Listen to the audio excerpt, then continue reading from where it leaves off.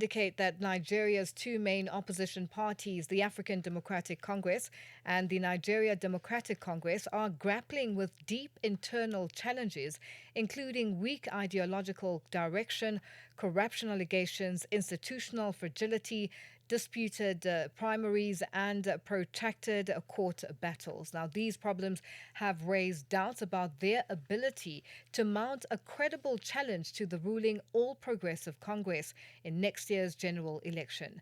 Despite Nigeria having more than 21 registered political parties, the ADC and NDC are widely regarded as the opposition's strongest contenders against the APC.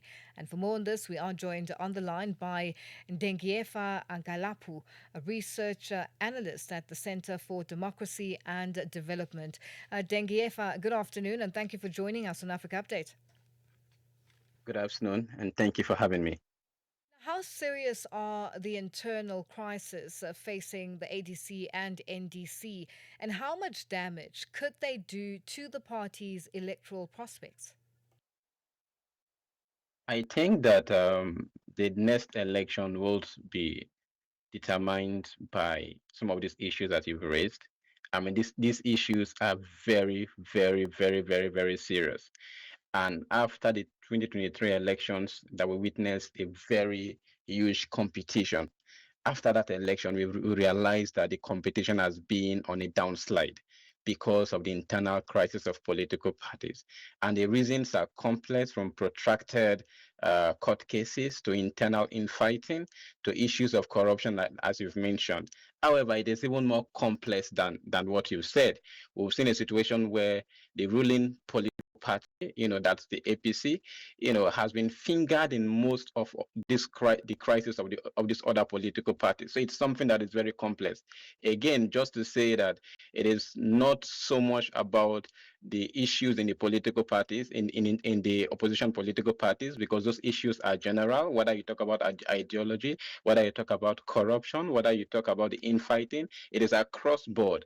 But the fact that these two main opposition parties now are facing these issues, has a lot to do with the ruling political party in Nigeria and how it has chosen to play politics rather than compete objectively the way democracy should be.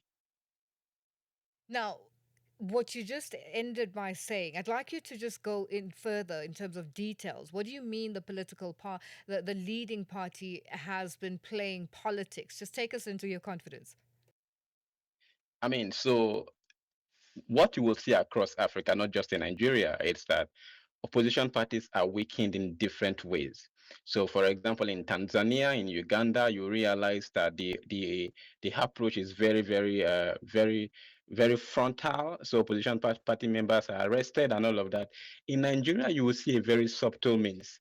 The subtle means is not that opposition parties are arrested, members are arrested and all of that. It is basically through the courts or the infiltration of those political parties and deliberate causing of infighting among them.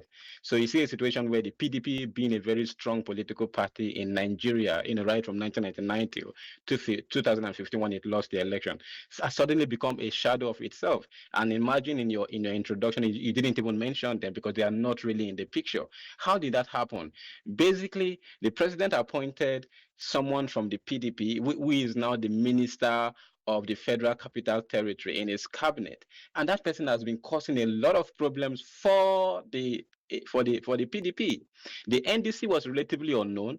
Peter Obi defected there, and they now have challenges. The ADC was relatively unknown, and then Atiku defected there. They now have challenges. Remember, we have 21 other political parties, and you can see that the other political parties do not have challenges. Are they not political parties? So you could see that any particular party that is seen as a threat, that could be seen as a competitor, it is targeted. And, you know, just reports are also suggesting that both these parties now are struggling to conduct credible primaries. How important are transparent primaries in determining a party's chances at the polls? Yeah, so again, this is a very general issue. The recruitment process I mean, from political party primaries has always been very flawed. So it is not about opposition parties. It is not about ruling party. All of them have played same card. So if you look at, if you follow the APC primaries, for example, you will see a lot of counting flaws. Obviously, in some places you had votes that were more than the registered number of party members in that particular state. This also did not. I mean, this also was not exempted from the opposition political parties. So the NDC also has issues of primaries and all of that. The ADC also has challenges of its primaries. So it is it's a general issue. However, I mean, just to underscore the point that the opposition political parties that are trying to ensure that they become an alternative to the ruling party has not shown that level of democratic tenacity to be able to replace or give some sort of a different ideology or a different democratic framework to Nigerians for Nigerians to select from. From what I can see, it is same playbook, and it is some sort of more like the devil and the deep blue sea, because it is not about the political parties. I mean, they are just mainly platforms. It is some sort of ideological convergence because they all have same kind of ideology. But the challenge now is that politicians are afraid of competitors. So it's not even about the parties. They are targeting their competitors, and the only way for them to target them is to target them through the parties, since Nigeria does not have independent candidacy.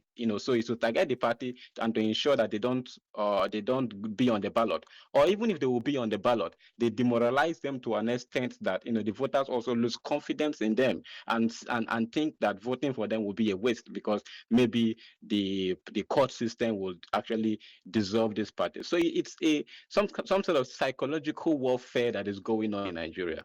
Well, Dengiyefa, we have run out of time and are going to have to leave it there for today. Thank you for joining us on Africa Update. Thank you for having me. That's Dengiyefa Angalapu, a research analyst at the Center for Democracy and Development. It is 12:30, and our news headlines up next.